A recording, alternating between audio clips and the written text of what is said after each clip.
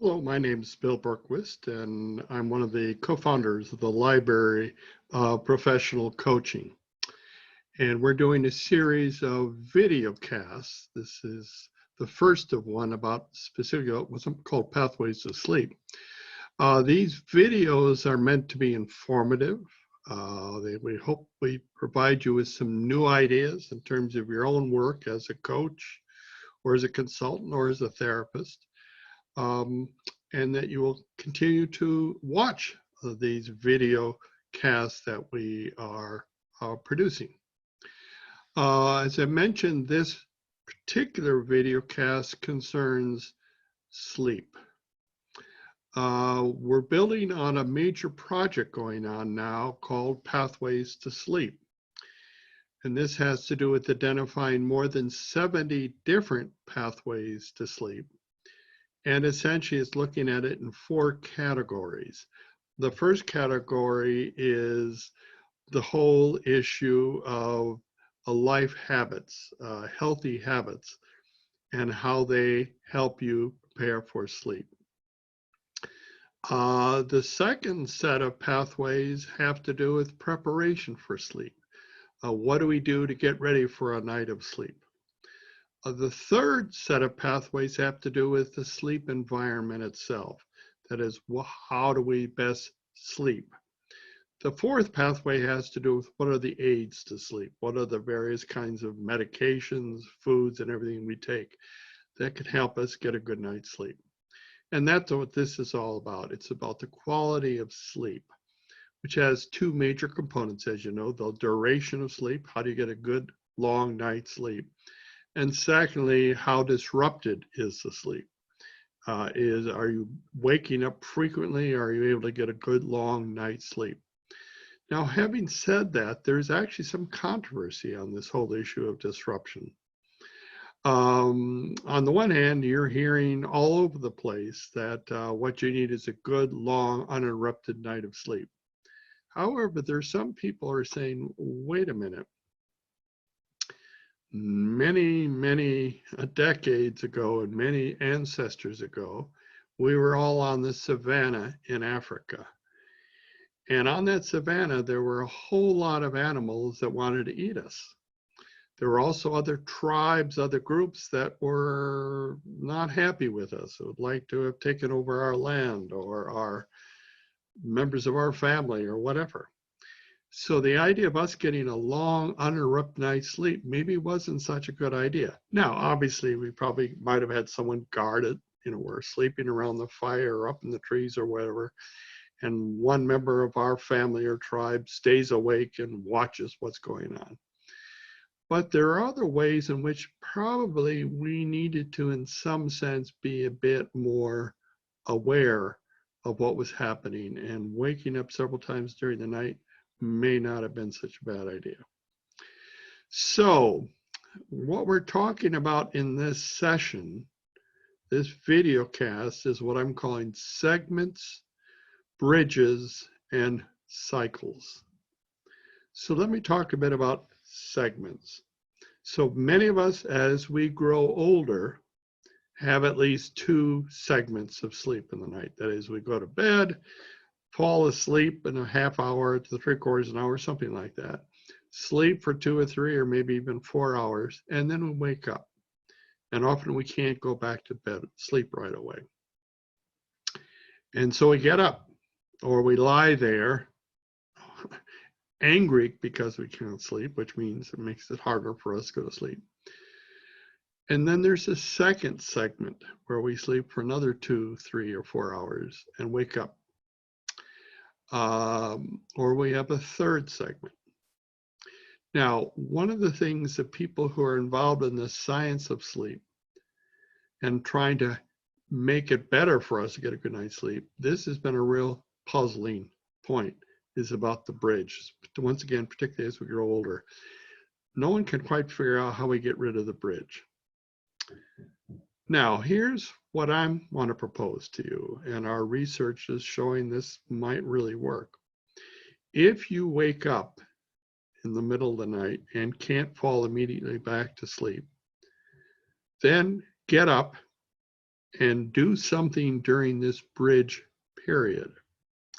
Make it productive, make it joyful for you. Go and have a cup of hot coffee, hot chocolate. Go and watch a segment of some program, TV program or internet thing that you love to see. Have a cookie. Walk around a bit. Do a little reading. Make the bridge something that is pleasurable for you. So it's not something you dread, it's actually something maybe you look forward to in the middle of the night. Second major piece of advice I'd give is when you go back for that second segment of sleep, think about making that different from your first segment. What does that mean? Well, it may mean that you make the room colder than it was before or warmer than it was before. It might even mean that if you have a sleep partner for the first half of the night, maybe the second segment, you go out and sleep somewhere else in another bed or on the couch or something. Get away from it all. Your sleep partner might appreciate it if you're someone who snores, or you might appreciate it if your partner snores. But think of making that second segment a little different from the first one. Maybe you put on music, whereas you didn't do it in the first segment, or maybe you turn off the music. Do something to make the second segment different.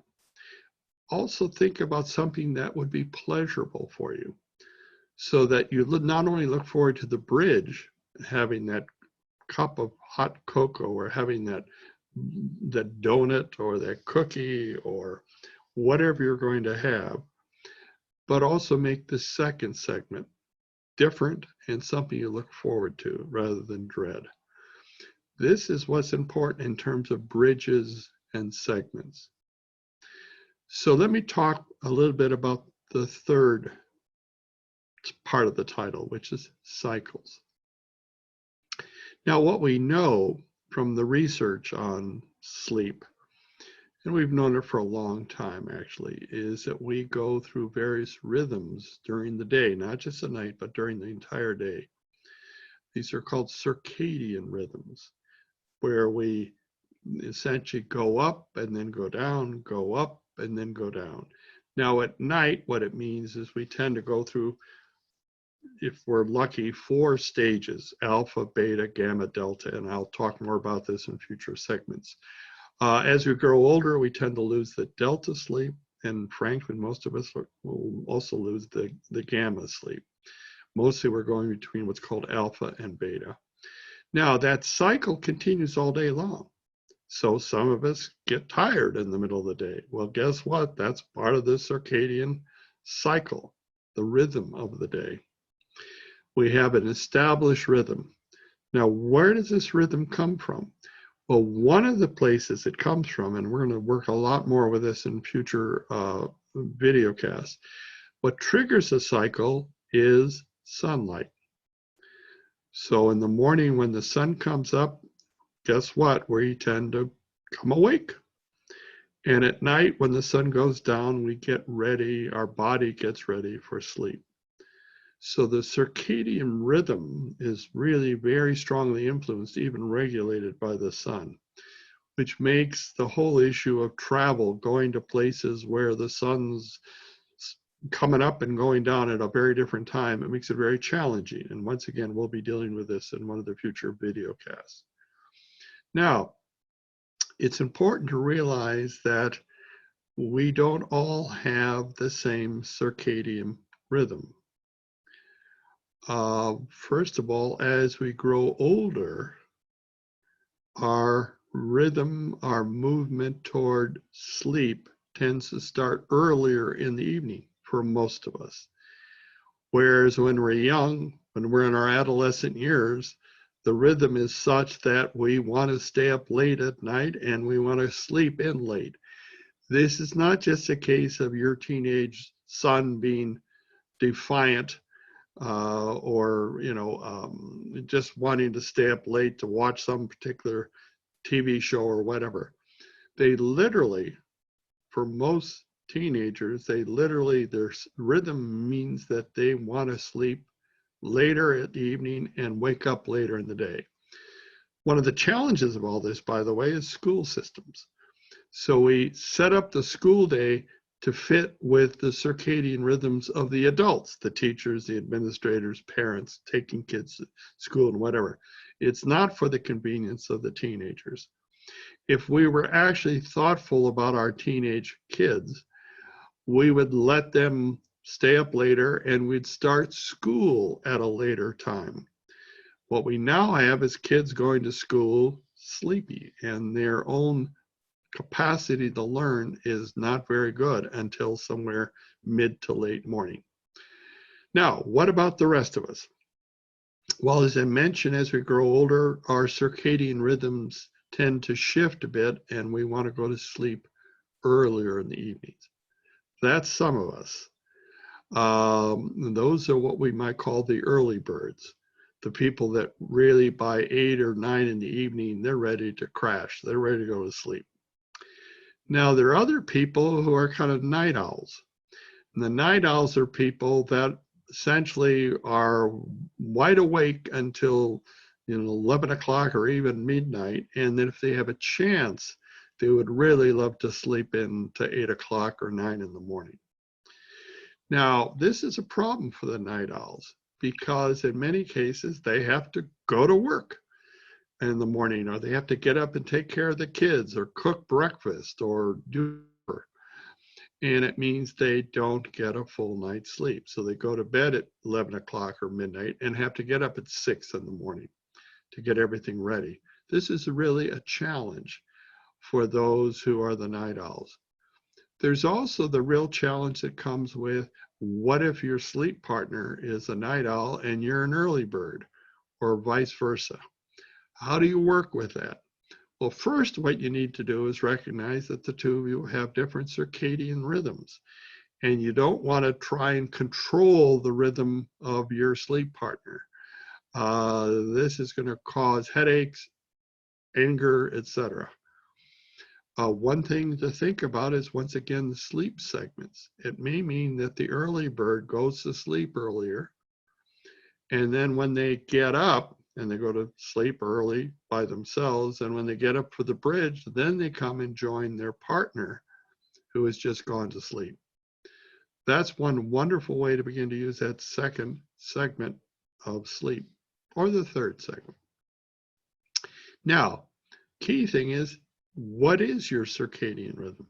That is, if for many of us, we've been beaten on our heads by saying you need to stay up later, or you need to go to bed earlier, or whatever. And we really don't know what our circadian rhythm is. So there's a simple process you can use, and that is on a weekend or during a vacation time, whatever, try them both out. Try going to bed early and getting up early for several nights and see how you feel. When you wake up in the morning, if you're getting up at 6 in the morning or even 5, are you still very sleepy, or you say, I'm ready to go today? This is terrific. And at 8 o'clock at night, you can say, I don't need all that television or whatever, or all the internet, and I certainly don't need to get on my computer and do work. I'm going to go to bed. And does that work for you? Then several times try out the late owl, the night owl special. And that is, try staying up later. And maybe you find that it's hard. You'll go to you're nodding off to sleep, whatever, you just can't stay up late. Or maybe it does work. Maybe you say, boy, this evening is filled with wonderful things. I love staying up for a while. And then sleep in a while. Once again, it may be a weekend or vacation, but try sleeping in. And see, when you wake up, are you more refreshed now? You really did get a good night's sleep. Did that really make a difference? Do you find yourself being more vital, thinking more clearly? So you find out kind of what your own circadian cycle is. And remember, some of it has to do with the sun, and it's a problem when, in fact, you move to other time zones. But we'll work with that another time. So, bring this to a close. The challenge of getting a good night's sleep is there. It's not easy. Many of us are in in a world filled with all sorts of demands, that means we just can't get a full night's sleep. Or even we set aside a full night for sleep, it's disrupted. We wake up and we are fitful, and it's really problematic. Well, with all those challenges, there's some good news. That is, you can break up the night into some segments. That's all right. Just do planning about the bridges and do planning about second or third segments. That's fine. Just make sure they're events that you look forward to rather than you dread. And there's the challenge of the circadian cycles, the rhythms of your whole day and night. Be aware of them, figure out what's best for you, negotiate with your sleep partner if you need to, negotiate with your teenagers and recognize that they're sleeping in a bed, at least on weekends. This is not a bad thing. This is good. It's kind of built in and wired into human beings. With all this, it means maybe you can have a high quality of sleep. Or as I'm saying in closing these video casts off, maybe in all of the challenges of getting sleep, maybe there's a pony in there somewhere. Thank you very much.